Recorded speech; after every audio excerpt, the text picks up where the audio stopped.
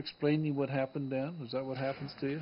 Well, it's Hit an and miss? interesting area. Yeah, it's an interesting area with cross-border persons, whether Canadians move to the United States or Americans move to Canada, face a barrage of issues. As we all know, certainly taxation, securities regulation, investment strategies, amongst other things. Well, it's money things, but the money things are, it's because of borders and these artificial lines. Like your office is down at the corner of 20th and 152nd there, just Right. on sort of the edge of White Rock. Right. And if you drove just 20 blocks down the street type of thing, if you could get to Zero Avenue down 152nd, Right. you'd be in the States. Exactly. As it is, you got to go over a couple of miles to then down, and you can drive into the States. So, but when you cross the States, into the States, we got I think it's another country. easy. I mean, I think it's easy as Americans and Canadians. Certainly, we live 5 minutes from the American border, and we're often in the United States, as I know you probably are. And because we all sort of are similar culturally, we all go to Walmart, or we all go to Subway, or we go to McDonald's, or whatever, that we assume that we're all the same. But we're not. But we're not. It's two different countries. There's a border. Different drinking age. Different drinking ages. Different taxation regime, rules and regulations. Well, Washington State doesn't have a state income tax, as an example. Exactly. And Alaska doesn't have a state income tax either. So you end up in a situation where you cross the border and there's a different set of rules. Exactly. So as soon and I think it's fair to say, when you do cross the border, there can be serious ramifications if you don't plan your crossing well. Well, we had an interesting thing today, because everybody knows the name Peter Pocklington. Right. Right? And Canadians do, for sure. Well, Canadians do. Well, so do people in L.A., because Peter Pocklington sold Wayne Gretzky to the L.A. Kings, right? True. I mean, he used to own Wayne. Signed him up when Wayne was, what, 18 years old? 17 years old, that's when he signed him up, when it wasn't even the National Hockey League. I don't know much about professional sports, but I do sort of know this thing. And Pocklington's been arrested for bankruptcy fraud in California today for not reporting all his assets. But the part that I'm trying to get about there is that even bankruptcy laws are different in California than they are in British Columbia, as an example. So, but I think, as I said, people almost take it for granted because we're so similar from a cultural perspective. Certainly, as you know, we all, us Pacific Northwesterners, whether it's you live in Oregon, Washington, or British Columbia, or Cascadia, as they call it, right? We have more in common as in an area and culturally, perhaps, than folks on the east, right? North and south. So let me just give you a bit of a plug. You can make this a small picture on your screen, or you can make it a big one. And if you want to, you can actually make this a small picture. Go hit your browser and bring up www.cbankcapital.com, and you'll see the website that Dan's company represents. Now, when you talk to Dan, and we talk about Dan's company, we're talking about Dan, because Dan used to be a vice president of RBC Dominion Securities and Nesbitt Burns, and he's got years and years and years of experience in that. But he went out into his own company to deal with people, and then developed a niche. He didn't set out to do it this way, but he's developed a niche that he and he alone, wow, there's a few other people out there that are trying to copy him now, but he became the U.S.-Canada guy, certainly in B.C., on the Lower Mainland. And I only know one other person in Eastern Canada that I recommend ever. So if you are an American living in Canada, you're a Canadian in the States, or you're a Canadian in Canada, but you want to have an account that operates in the States, or you're an American in the States and you want to have a Canadian dollar account, this is the guy to talk to. And you can get hold of us on the phone if you're out there and you're listening to this live on Wednesday, March the 11th, between 7 and 8 p.m.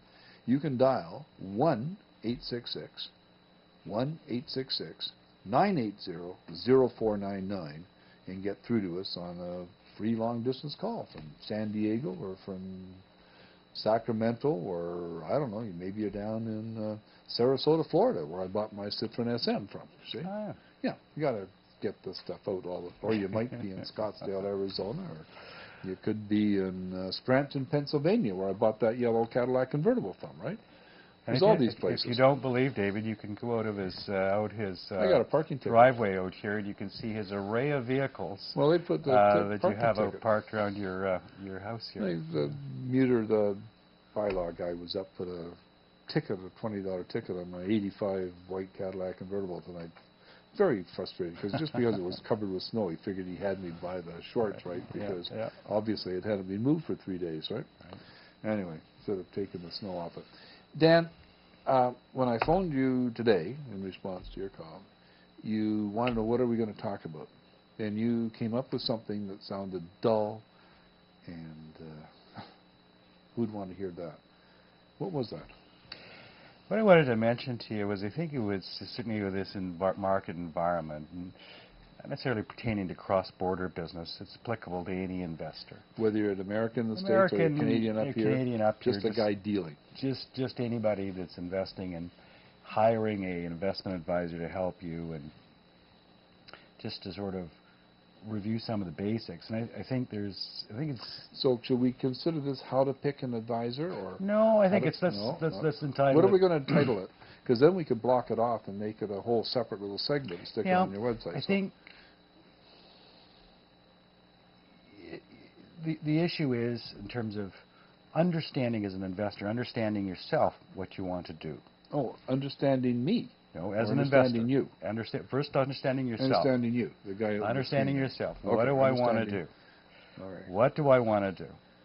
And articulating those objectives in some kind. This sounds boring. It is boring. Okay, let's put it. It is boring, but let's mark this, Richard, so we can bring it up separately. It's important.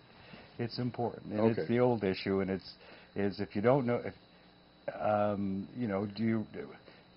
you don't know where you're going, you'll get nowhere, right? You have to have some kind of a plan, a goal, and sort of you have to. You do know the difference between here and there, don't you?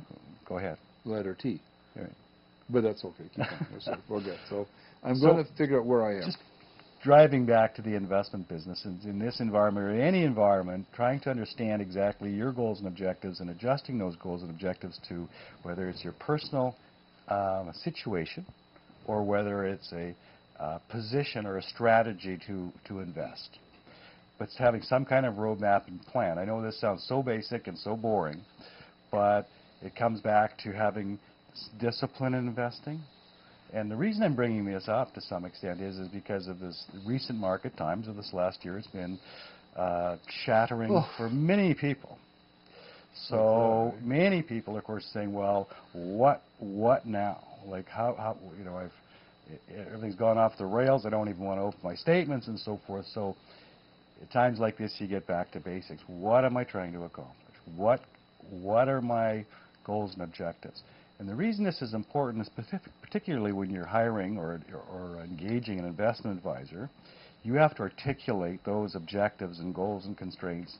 So if you're going to hire somebody to work for you, that they know exactly what you want.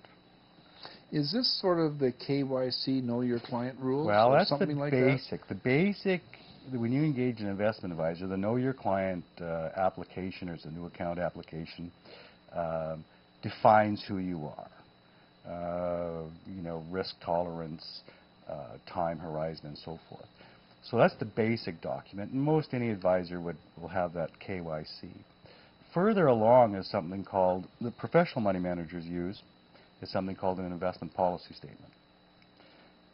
It's I get you. Okay. Somewhat more advanced. Investment policy statement. So this is how I want to invest. Right.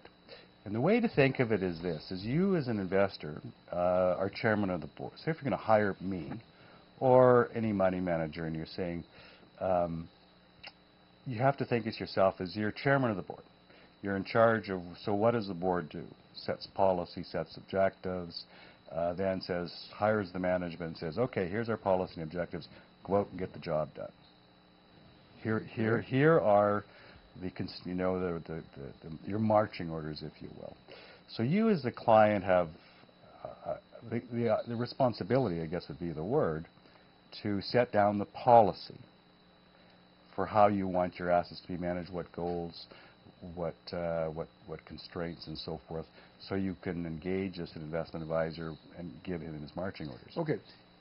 given, does that mean I only want you to buy bonds, or I only want you to buy, I want you to buy asset? What Right. So what sort of let's just talk about it. it's actually very simple. There's not a lot of ingredients to it, but basically a classic investment policy statement states your goals and objectives. Like, what do I want to accomplish over the next 10 years? I've got $500,000. What do I want to, what is my, do I want income? Do I want growth? Do I want a blend of that? If so, how much? Secondly would be, what kind of risk tolerance do I have? I mean, what happens if we get a market like we've had this last year and I get a 30 or 40%, look at a market decline such as this one? Time horizon. Do I have a short time horizon? Or do I need this money in 3 years? Do I need it in 10 years? Does it, when do I want to have it available? Right. If I'm 40 years old and I'm not retiring until I'm 65, I mean, you've got a long-term horizon. You've got things like tax issues and the like. You take this